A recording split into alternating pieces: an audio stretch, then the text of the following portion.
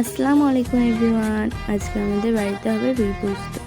তো আমি বাটছিলাম আর আমি বাটতে পারছিলাম না বলে মা বললো যে দিয়ে আমি বেটে দিই।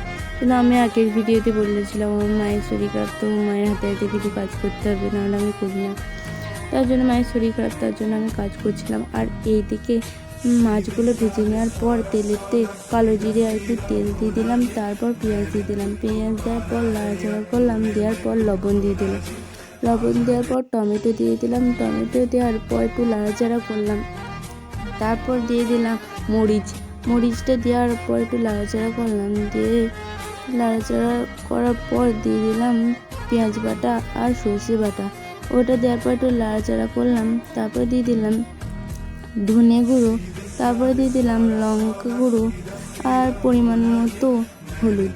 আর হলুদ তোমরা দিতেও পারো, না দিতেও পারো, আমরা দেখতে সুন্দর লাগার জন্য হলুদটা দিয়ে দিলাম। দেওয়ার পর একটু নাড়াচাড়া করার পর মাছগুলো দিয়ে দেবে।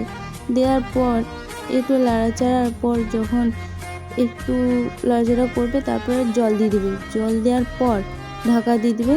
নিয়ে যখন ফুটবে, ফুটার পর এরকম কালারটা আসবে, তখন ওই বাকি পোস্তটা দিয়ে দেবে। দেওয়ার পর আর একটু ফুটবে, তখন এরকম কালারটা যখন আসবে, তখন তেল দিয়ে দেবেন একটু সামান্য।